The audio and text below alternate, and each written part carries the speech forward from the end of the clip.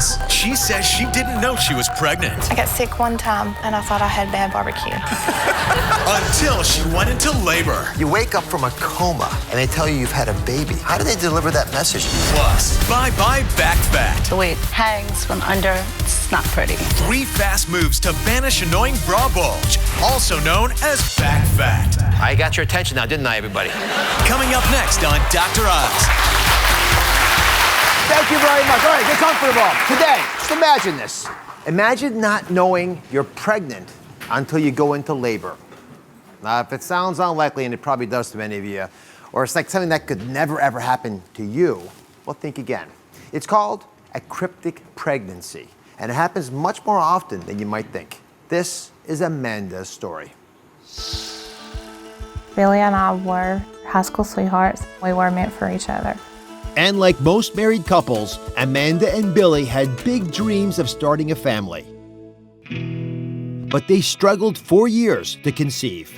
After years of trying, we had come to the conclusion that it was not going to happen. I felt sad, jealous, because everyone around me was having kids and I just couldn't have one. Believing she would never have a baby, Amanda dismissed any signs of pregnancy. I was working 8 to 10 hours a day. I did notice that I was gaining some weight, but I thought it was just because of the stress. My hands and my feet were swelling, but I blamed it on it being warmer. I did stop getting my period, but I'd always have an irregular cycle, and I did blame it on stress. The night before everything exploded, we had Sunday dinner here. I got up early, went out. When I come home, I noticed my wife's vehicle was sitting in the drive. She was supposed to have been at work. I walked in and she was in the bed, but she didn't know who she was. She didn't know who I was. Billy rushed Amanda to the local hospital. She had had a seizure, and they carried her back for a CAT scan, and she had another seizure. But nothing could prepare him for what he was about to hear. A nurse said Amanda was pregnant. She was going to have the baby that day. Neither one of us had any idea that she was pregnant.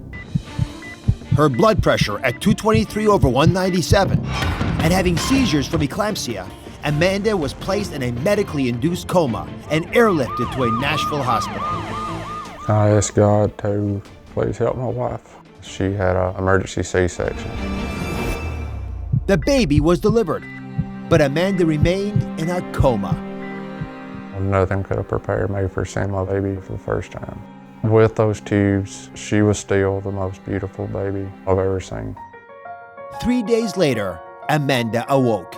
It's a miracle in itself that I got pregnant, and even more a miracle that I'm here to see it. Unbelievable, unbelievable. Amanda and Billy are here. Well, first, how are you doing? How's the baby doing? We are wonderful. We're in perfect health. It's just incredible.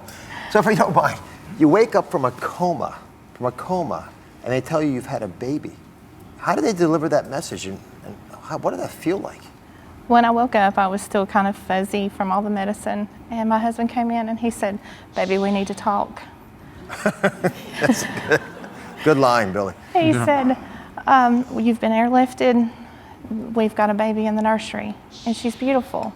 And he said, I just kind of stared at him with a blank stare because we had been trying for 4 years, and I just didn't think that it was medically possible. He kept looking at me saying, "Do you understand what I'm saying? Do you understand what I'm saying?" He said, "The nurses took pictures. Do you want to see?" And I knew right then when I saw the pictures that she was mine. Oh my goodness. Oh my goodness.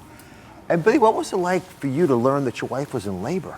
I mean, again, who delivered that message to you and how'd you respond? It was a friend that we had at the local hospital. She come up to us and said that my wife was pregnant. And when she said that, I asked how far along, and she come back, she said that she was gonna have the baby that day. And you know, it was after the baby was born, the health my wife was in after everything happened the way it did, I was truly blessed to know that my wife and my baby was doing great. So I've got to ask you a question that I've been thinking about since the first moment I heard your story, which of course was, all over the place because people can't believe this happens. And I wrote down some of these typical symptoms that we've had 4 babies in our family. My wife complained about these. They do come up. The first one's weight gain. Did you have any weight gain? I might have gained a couple of pounds, but I'm still wearing the clothes that I could wear to the hospital. It's unbelievable. Swollen feet. I thought that I was standing on the concrete too much. I work in a warehouse, and I thought I was standing on the concrete too much. Did you miss your periods? You must have. I was always irregular, and I could go 2 to 3 months without having one, and I just didn't think anything about it. I was under a lot of stress. And did you have nausea or vomiting or intestinal issues at all? I got sick one time, and I thought I had bad barbecue. I see the book cover. I thought I had bad barbecue as a baby. Now, we laugh about it now just because you're so blessed to have had a positive outcome, but you were in preeclampsia, which is when you have really, really high blood pressure. And then that evolves to a more severe condition called eclampsia, right? It stops being pre, it becomes a real disease, which is when you're having seizures. That's when Billy found you. That's a health catastrophe. Yes. Did you have any sense this was happening? What was your health like before the pregnancy? We were active. We rode motorcycles and did boating, and I was pretty much in perfect health. No problems at all. And you weren't aware when you had the seizure that day? No. Came out of nowhere. I remember Sunday night, and she was born on Monday. So Dr. Nattigal is joining us. Margaret, come on up if you don't mind. She's not taking care of Amanda, come on over. But she knows a lot about this. It turns out, as we were speaking to folks in the OBGYN community, this is not a rare phenomenon. It's called a cryptic pregnancy. It's a secret pregnancy. So how common are pregnancies like these? It's surprising that it's not as uncommon as you would think. About 1 in 450 people will not know they're pregnant until they're about 5 months pregnant. And about 1 in 2,500 to 3,000 don't ever know that they're pregnant until they go into labor. And does Amanda fit the profile of a woman who might get pregnant and not know they were pregnant? There's no real profile. It could happen to any woman, really. And it's not surprising in your case because you had decided that you could never be pregnant. And so women that it didn't dawn on her that she could be pregnant. So it's very easy to say that symptoms of nausea or missing your period could be attributed to other factors.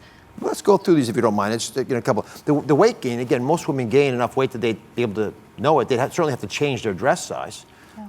Not at all. Not at all. Well, weight gain is variable during pregnancy. There is a big range, and sometimes people that are heavier to begin with may gain less and may not realize that they're gaining weight. Or as you said, you attributed it to different things that you were eating and explained it away.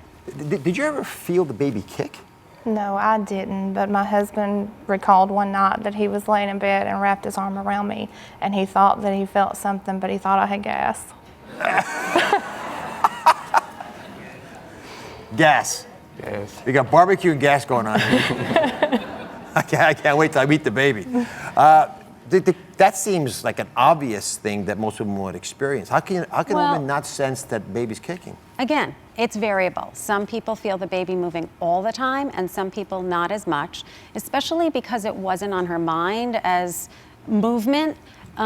She may have had some kicking and thought it was indigestion, thought that she was having some cramps, some uterine cramps. She could explain that kicking away as something else. Also, it depends on where the placenta is. So if the placenta is right in front of the uterus, that might be a time where you would feel the baby kick less than if the placenta were behind the baby. Can I show you what Dr. Nattigal is talking about? Sure. This might be interesting for all of you. I never knew this was possible. I just learned this. So Dr. Nattigal is referring to something called an anterior placenta. Now think about this. And before you run the animation, this is your backbone here, spine. There's the belly button here that gets pushed out when you're pregnant.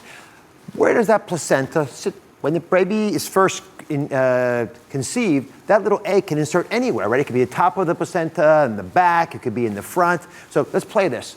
And let's say it goes to the top of the uterus, right, which is a pretty typical place for it to go. As the baby is growing, it'll slowly grow the placenta larger and larger. And ultimately, when the baby gets big enough, if it kicks, you'll feel it right through your belly button, as so many of you moms have, because there's nothing protecting you. The placenta's out of the way. But what happens if the placenta's right in front, right behind the belly button? Again, that placenta gets larger and larger, and as the baby gets bigger, it begins to kick, but you've got a little cushion here, like a little mattress there. So you won't feel the kicks. This might explain why some women sense a lot of kicking when they're making a baby and others don't. It could have been explained why Amanda didn't feel anything. Maybe a little gas-like symptom, as Billy might mention, but nothing else.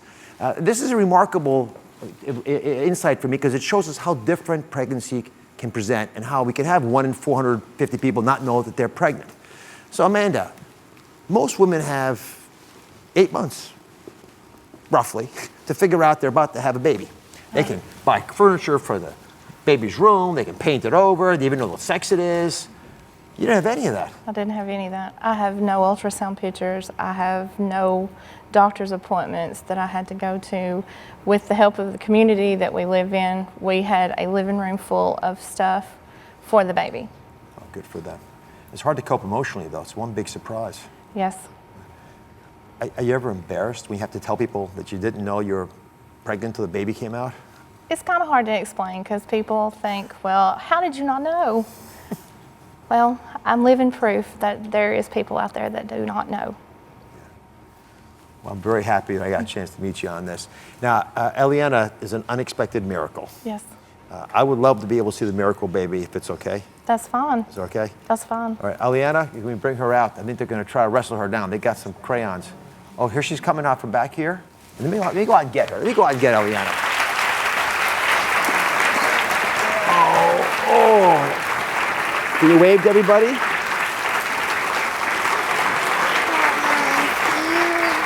Oh, she loves her shoes. Look at these. I love the boots. They're beautiful. Are you a little miracle? Yeah, all babies are miracles. So if I bring her over here, Amanda and Bill, you mind if I hold the miracle for a second? No, sir. I want to hold it for 1 second. I got a granddaughter and I'm practicing. Why do you think this happened to you? What's the deeper meaning? I lost my mom in August of 2011, and I feel like God took an angel to bring one. Oh, that's beautiful. Oh, you got an angel now. Yes, sir. It's a beautiful thing. We'll be right back. Beautiful you are. Coming up, funny lady Wanda Sykes. Lie on your back. Well, do y'all have nudity here? Yes. Why she's proof that laughter can be the best medicine. If you don't mind. There's some 50 Shades of Dr. Oz going on in here. What you doing, Dr. Oz? Next. Can your past life hold the key to healing you in this life? How do you know it's not just some trick of the mind? Can a new experiment give you a glimpse of former lives? All new Oz. That's coming up tomorrow.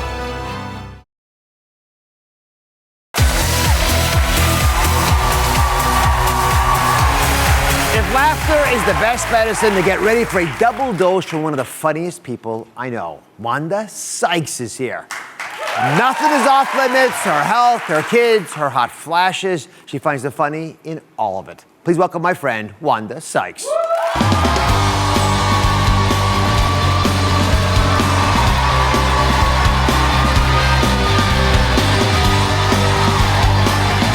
It's a workout to get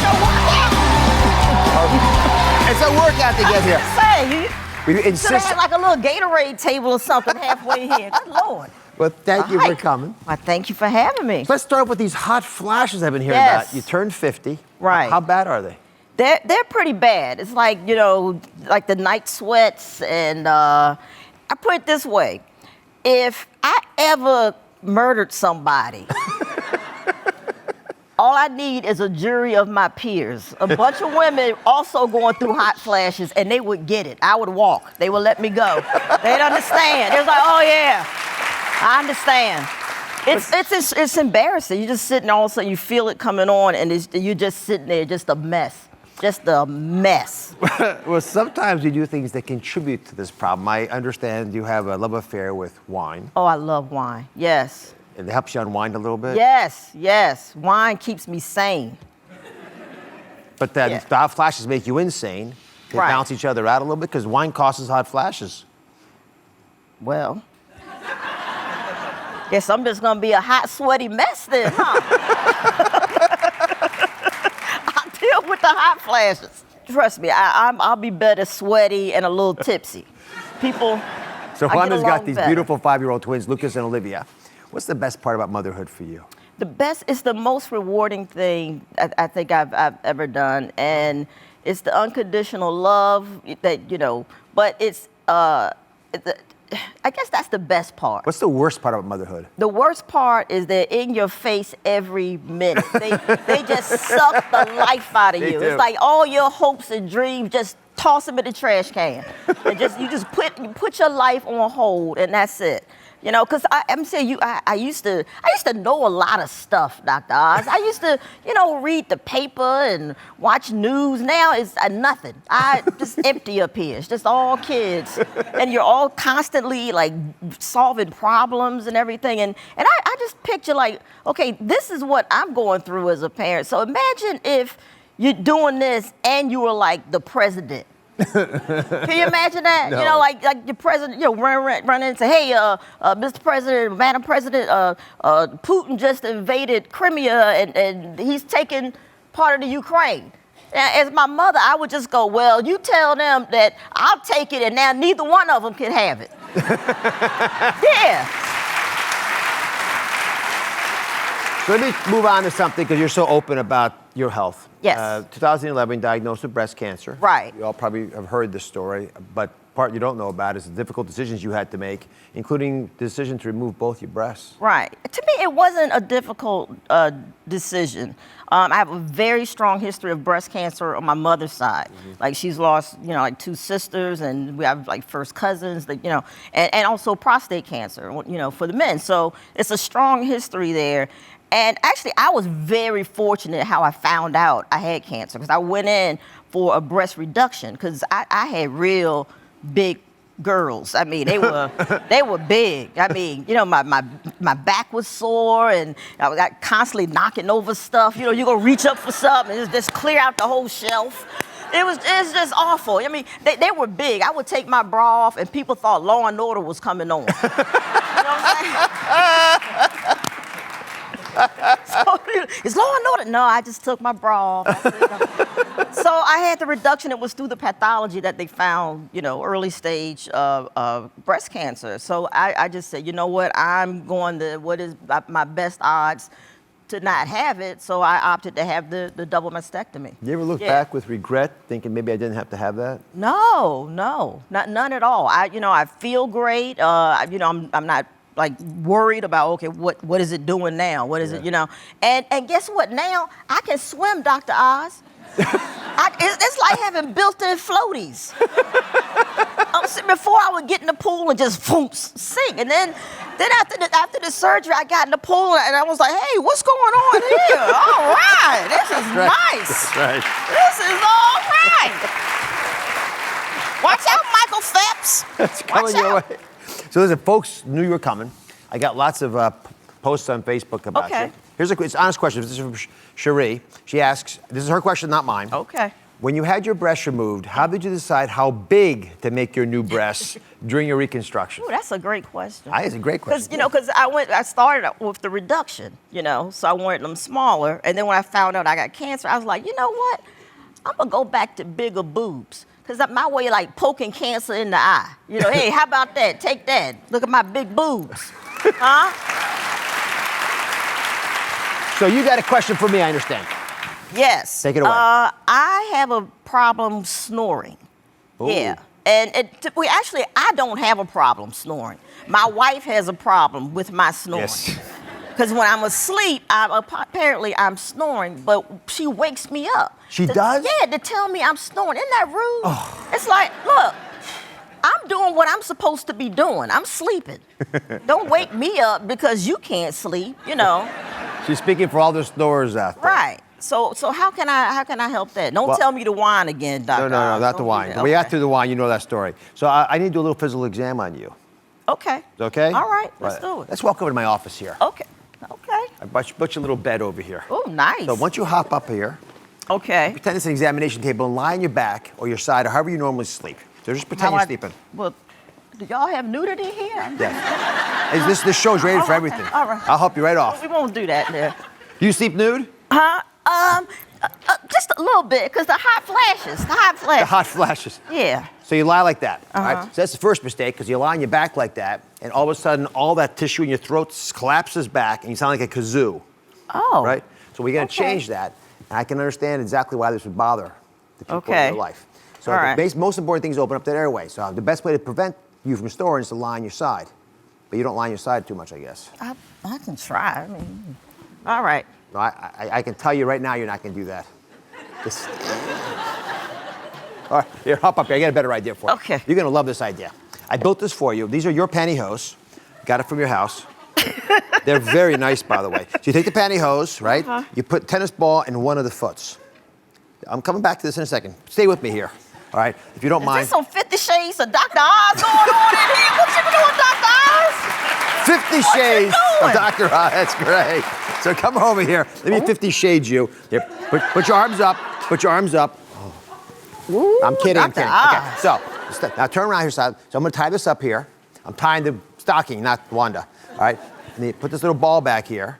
And as you tie this ball back here, it's now going to be a little bit of a hindrance. You're not going to want to lie on your back. Because every time you lie on your back, it's going to remind you to tie on your side.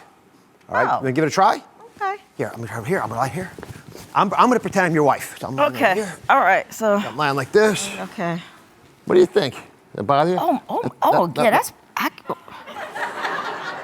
Oh, ouch. That's a dislocate my spine right there. What? Here, roll towards me. Roll this way. See if it works better. Ow.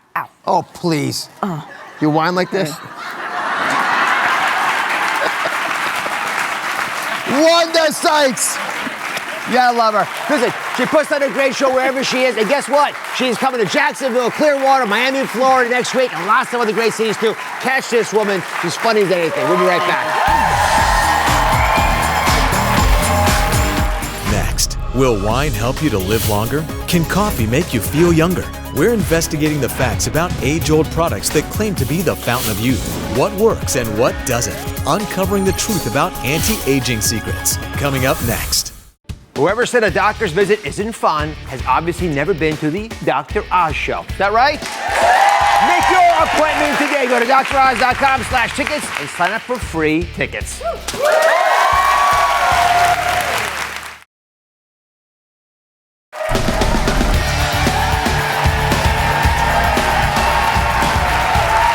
Everyone wants to feel younger and live longer, but before you spend hard-earned money on products promising the fountain of youth, meet the man uncovering the truth about aging. In his new book, Spring Chicken, journalist Bill Gifford spent a year investigating what works and what doesn't. So what is it about anti-aging that got you excited? Spent a year of your life investigating it. Well, I hit my 40s, and like a lot of us, I started feeling different from just how I'd felt 10 years earlier. So I started getting curious about this phenomenon that affects us all, and yet is still a biological mystery. What was the most surprising thing you found? Well, the most surprising thing was that scientists are finding these sort of longevity pathways that are programmed into our cells and our genomes, and they're trying to unlock those, but at the same time, there's a lot of junk out there in the name of anti-aging. So I went to a convention of anti-aging doctors in Orlando, and there was all kinds of supplements and hormones and diets that had no scientific support. There was a supplement called Virgin Again. Virgin Again? Virgin Again. That's hard to do. Good luck with that. That's right. Yeah. Let's get to what works and what doesn't. The stuff that you found in particular for anti-aging. First, we'll talk about resveratrol pills. Now, resveratrol is found in red wine, and there's a supplement that you make from that it's been promising for years anyway to help people live longer and healthier. You say the truth about this anti-ager is that it doesn't really work. Right. It's frustrating because in the lab, and especially in fat mice, resveratrol is amazing stuff. But there haven't been a lot of good studies in humans because when we take it, only about 1% of it gets into our bodies. But in fairness, we can't really tell yet, right? Because you have to study it in humans for... Oh, they need to do many, many more studies. There's 5,000 studies in mice and 20 studies in humans. What about the red wine? We talk about that all the time. Does that work? Right. Well, there's a tiny amount of resveratrol in red wine, but there are other good things. And that's why huge European studies have shown fantastic benefits of red wine. You know, It works. Relaxes your arteries, protects against Alzheimer's, on and on. Thank goodness. I talk about red wine all the time. That would be a bummer. News. That's good news. I'm here to bring good news. Good news. All right, let's talk about coffee. Manufacturers often said that the chemicals in coffee can give you more energy, make you feel younger. You see, the truth about these anti-agers is they actually do work. Right. You like coffee. Coffee's good. I wouldn't be here without it. They used to think it was bad for you, but that was because people had a cup of coffee in one hand and a cigarette in the other hand. Yes. So when they took out the cigarette, they found that it's actually good. A 2012 study in the New England Journal found that actually the more coffee you drink, the more protected you are against mortality. This is really important. There's actually studies showing that drinking coffee lowers risks of dying from a wide range of problems: diabetes, heart disease, and cancer. Let me take you to cancer for a second. Let me show you what happens when you drink coffee, because it actually depends a bit on how much you have. So let's say you have 2 cups of coffee a day. That cuts your risk of colon cancer by 25%. If you have 3 cups a day, that cuts your risk of liver cancer by 40%. About 4 cups a day. Well, that helps with head and neck cancers and quite a bit, 39%. 5 cups a day cuts down the risks of brain cancer. What about a whopping 6 cups a day? Well, for men, it cuts the risk of prostate cancer. We don't know about women, but that's a pretty good benefit. Now, this is a lot of coffee. I mean, look at that curve, though. And this is the thing that's interesting to me. You can actually make a little line showing that the more coffee you drink, the more benefits you get in some cancers. But even small amounts can make a big difference. So, Bill, is it all coffee? Is it caffeinated coffee, decaf? Well, the New England Journal study found no difference between caffeinated and decaf. But I think with the cancer effect you're talking about, I think that's mostly the caffeinated. Isn't that correct? I think caffeine plays a big role in it. But I'm sort of surprised that 6 cups of coffee doesn't create other side effects for folks. But if it doesn't, what we're learning is this is a product that has naturally been around for a while. Maybe we're safe with it. There's a reason we've been drinking it for thousands of years. Let me touch on one more, hormone therapy. This is a hot button issue for a lot of women. This includes estrogen and testosterone. Of course, they all decline as we age. Bill says the truth about these anti-agers is they do not work. That's a little surprising. Right. Well, hormones make the world go round, but they decline as we get older, and it's not as simple as just putting them back. Our older cells are sort of fundamentally different from our younger cells, and that's why the Women's Health Study found in 2002 that women on long-term hormone therapy had more heart attacks, more breast cancer, more stroke. And then when women stopped taking the hormones, breast cancer rates went off a cliff, 10% down. So what about women who have perimenopausal symptoms? Women who are taking it not to live longer, but to live better for the years around menopause. Right. So the expert consensus right now is that it's safe for relief of those symptoms for short periods, 3 to 5 years, and even then in women under 60. So once you get beyond that, you start to be experimenting on yourself. Where if you're at 60 and haven't had menopause, you're going pretty well already, I guess. No, you're going to live a long time. Bill, thanks for joining us. Be sure to check out Bill's new book, Spring Chicken, for more anti-aging secrets that work. I'll be right back.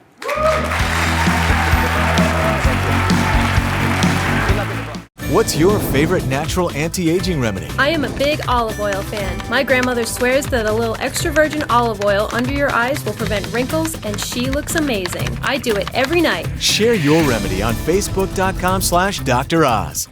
Coming up, it's been called back boobs, bra bulge, and rear rolls. So how do you eliminate that unsightly back fat? Simple exercise moves and the right fitting bra can blast that bulge bye-bye. Banish that back fat once and for all. Next. Can your past life hold the key to healing you in this life? How do you know it's not just some trick of the mind? Can a new experiment give you a glimpse of former lives? All new Oz. That's coming up tomorrow.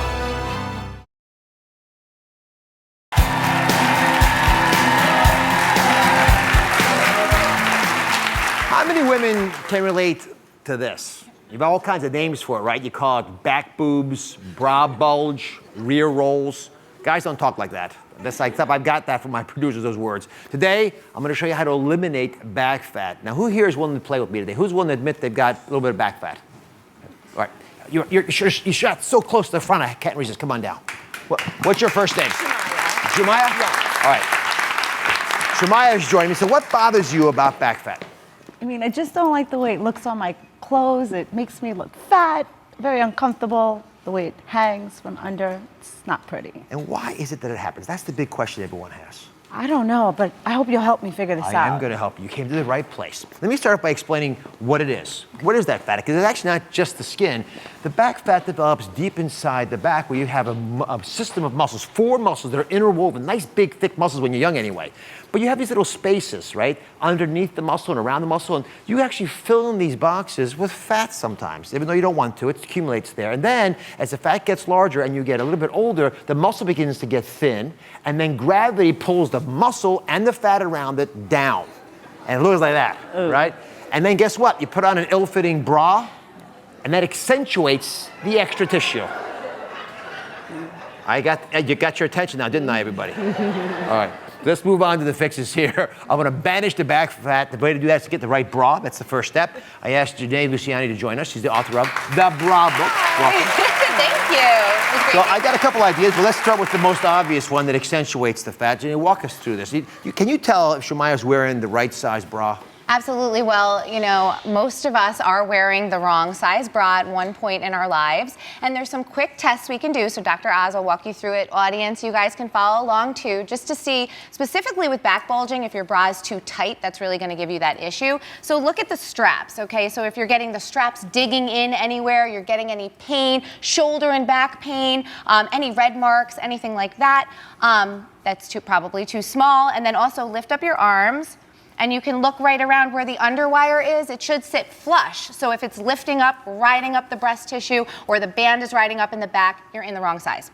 I have no underwire on mine. You don't need it. You're good. Shemaya, how long have you been wearing that bra? It's my favorite bra. So I've had it for some years, like 2-3 years. Yeah. I mean, this is like the bra that when I look sexy, I feel good. I mean, might not be the right size. Okay, well, I'm going to give you a really good tip here. Every 6 months to a year, you should be replacing your bra. At wear and tear, as we're wearing it, as we're washing it, it's stretching out, it's changing and losing its shape. So we want to make sure that we're replacing our bras. Also, a great tip is when you're bra shopping, make sure that you try on the bras to the middle to the tightest hook, okay? Because you want to give yourself, as you're like walking around in your bra, it's breaking in just like you're breaking in your shoes, right? Just like a great pair of shoes. So you want to make sure you're giving it room, and then you can move it along to the looser hook. Now, if you're wearing it on the tighter hook and it's getting a little loose, it's probably time to replace it. And how do you tell if you bought the right size bra to begin with? Give us some tips on that. Absolutely. Well, I'm going to do a quick measuring. I'm going to show you how to measure at home, right? So this is how you get the right bra size. You need the sewing tape measure, not the kind that's like in your husband's toolbox, right? Not the construction tape. This kind right here. And it's just 2 quick measurements. So you're going to go right around the fullest, sorry, I'm manhandling you here a little, the fullest part of your bust just above the nipple line, and you're going to record that measurement. I'm not going to adjust it, although it's a little bit off. Right? Yeah. I know, right? Be awkward. Okay. And then you're going to pull it just below your bust and get the second measurement here. And then you're going to subtract the bust measurement from the band measurement. And then each inch difference is a cup size. So 1 inch is an A cup, 2 inches is a B cup, and so on and so forth. So what size are you wearing? Have you been wearing? I believe it's 36C. Okay, I just measured you at a 36E. Whoa! Okay? So clearly you were in the right band size, Yeah. which can happen sometimes, but when you move up in the cup, then you're not going to get that bulging and everything that you've been getting this whole time with the back band and the cups. Wow. Jay, thank you very much. You're welcome, thanks. Now you can brag about, you can be E-cups. All right, next fix actually has to do with the muscles I showed you back there. Yes. I want you to do the right workout. Fitness expert Lacey Stone is here to show us how. Spot fixing problems, fat problems, is not easy to do. Does it work for the back? Yeah, I mean, we're going to do some moves that are going to really target the areas that you were talking about with our bra friend. Okay. Let's get these dumbbells. The first move is called a crescent lunge. Okay. It's yoga inspired. So basically what you're going to do is you're going to stand tall, just take back your right leg, just like this, in a lunge position. So we're going to lift up over our heads, stick out that chest, and then even more, like open it up, bending at those elbows, open your heart. Do you feel that in your back a little bit, in your lats? And then you bring it back up, okay? That's a great move. How many would you do of those? For reps, I'd say you do 12 reps, and then you switch legs. Okay. So you do 12 on the other side. Second exercise is something called the reverse fly. Yes. So this is great. You're going to come down, slight bend in your knee, at the hip joint, you're going to come forward, working that reverse delt. Your scapula is coming into your spine. Bring it up. Do you feel it right there? Yes. That's right in the area of the bra that we were talking about earlier for the back fat. You're looking good. How many of these do you do? Well, again, 3 sets of 12 reps, I'd say. You know, if you do heavier weight, then you would do less reps. Okay? Okay. So that's one move. And the last move we're going to do, they call it a Superman, but there's 2 ladies here today, so let's call it a Superwoman. I'm in, Superwoman. Okay. You ready, Superwoman? Yes. Okay. All right, we're going to take it down. You're just going to lay on your stomach. Okay. Oh, that's not bad. No, it's great. This is good. And you're going to take your arms out over your body, just like Superman. Yeah? And you're going to lift up, and you're going to feel that in your lower back, muffin top area. Okay? And I would say hold it for about 30 seconds, beginner, 45, intermediate, 1 minute, advanced. It's starting to bother me, so let's drop it down, guys. But how many times do you do it before you start feeling like your back fat is gone? Well, you know, you gotta be consistent. The more you do it, the better. I say try to do it 3 times per week. And then about 2 to 3 weeks, you're gonna start seeing results. It's gonna start getting tighter, and you're gonna become the superhero that you were born to be. Oh, help me. Okay, we'll be right back. Keep going, keep going. Help me.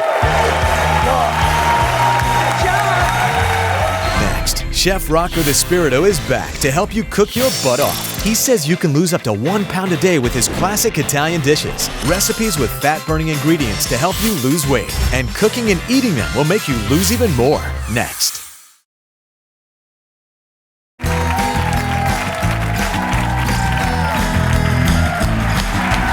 Today, chef, best-selling author, and my friend Rocco DeSpirito is back. He's going to tell you how to cook your butt off. That's the title of his book as well. Welcome back to the show, as always. Thank you so much. Thank you. Appreciate it. So the Works book for me, you see? Yes. It's all gone. Show it off. Go on. Show it off. Show it off. Look at that. All gone, my butt. There wasn't much there to begin with. I got a pound a day. You say we can lose with this program. You can. Yes. First of all, I make delicious, low-calorie meals. Then I use fat-burning foods. And then on top of that, we figured out that cooking is a calorie-burning exercise. So some of these dishes, you burn more calories than they contain when you make them. Oh, I like so you'll that. lose weight by eating my foods, but if you cook and eat my foods, you'll lose even more weight. So the promise is we can actually cook our butts off. You can. You can literally cook your butts off. Let's check this out. So we've actually turned the kitchen into a gym. We've got Corinne, Tracy, and Shatara here. Now, yes. I should warn you, Shatara confided to me in the break that her true name was Shaterable. Is that right? Shaterable. It is Shatara. Oh, Shatara. Okay. Shatara. Yes, but sometimes I'm called Shaterable. Shatara, all right. So just keep grading. So they're whisking, they're grating, they're chopping. Is this really a workout? This is actually a workout. I'm not sure if you can feel it, but if you wear your heart rate monitor, you can see your heart rate actually going up when you cook. And you can burn up 150 to 250 calories an hour during cooking. The average person can. So while they're working hard over there, and you're making cauliflower rice. Very cool. Yeah. Let's get serious about this because you got to actually show people how to make fat-burning foods. Go ahead, be the chef today. So Rocco, you're the best at this. I want you to explain how it's possible you can have fat-burning foods. So define what they are and then show us a dish. So there are a group of foods that are known as thermogenic foods. They, the eating of them and storing of them elevates your heart rate and therefore your metabolism. So they help you lose weight and burn calories, mostly fat. So lean meats like poultry, eggplant happens to be a thermogenic food because of all the fiber. Cauliflower is a negative calorie food. It actually burns more calories than it contains. All right, so these 3 foods together really create a super dish that'll help you lose weight. What's the name of the dish and what's the calorie? What's the penalty? It's chicken with glazed eggplant and cauliflower rice. We actually make rice out of cauliflower, which I hope you'll do for me. It's 190 calories, but you burn 157 calories cooking this, so it's a net of only 33 calories. All right, I'm gonna start burning. Great. So I literally only grate, right? So you grate in a circular motion, and what we're doing is we're taking those little florets and turning them into what looks and feels a lot like rice, and you're reducing the calories by at least 200 proportion. Look at that! Wow, that's the best I've ever seen. Not everyone can do this like I did. All right. So we add some chicken to the pan. I use chicken thigh. Just has a little bit more flavor. So that goes together. Sautés for a few minutes. You add ginger, garlic, a little red pepper flake, and then you add your favorite source of aminos. Could be soy sauce, could be coconut aminos, could be any amino out there. You're looking for the 50% less sodium. And then I added some balsamic vinegar, which of course has no calorie consequence at all. This all goes together. Okay, and then we pour this on top of the cooked rice. This cooked in our microwave for about 2 minutes. That's how we prep the cauliflower by? Yes, just by cooking in the microwave covered.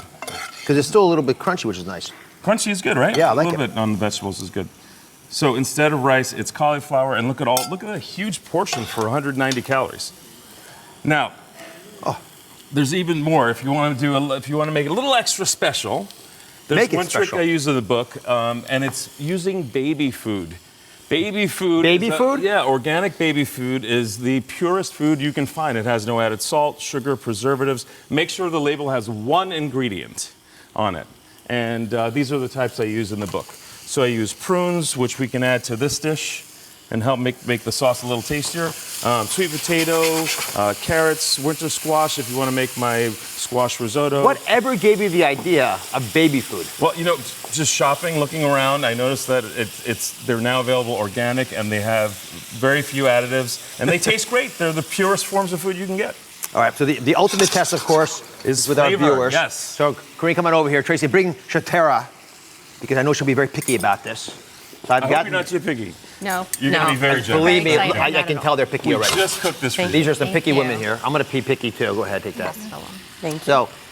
So as if you we did taste all the this, grating and all the chopping, you'd have burned 157 calories. Okay. So this is only a 33-calorie portion of food.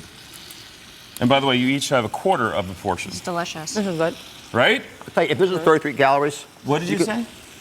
Delicious. Here you go. Here's the money I owe you for that. Give that back after the show. Without any money exchanging hands, I'll tell you, this really is delicious. Congratulations. Thanks for being here. Hey, yeah, Rocco's New Book is Cook Your Butt Off. It's available now. If you want to see more of Rocco's delicious low-calorie recipes, check out his Healthy Substitutions series at DrOz.com. Be right back. This is really good. All New Oz, past life regression. The idea of tapping into past lives. How do you know it's not just some trick of the mind? It may sound like science fiction. Why is it so emotional for you? You never think that this kind of thing really can happen. Can a new experiment give you a glimpse of former lives? When I was there, I really felt everything. See if your past life holds the key to healing you in this life. Surreal. All New Oz. That's coming up tomorrow.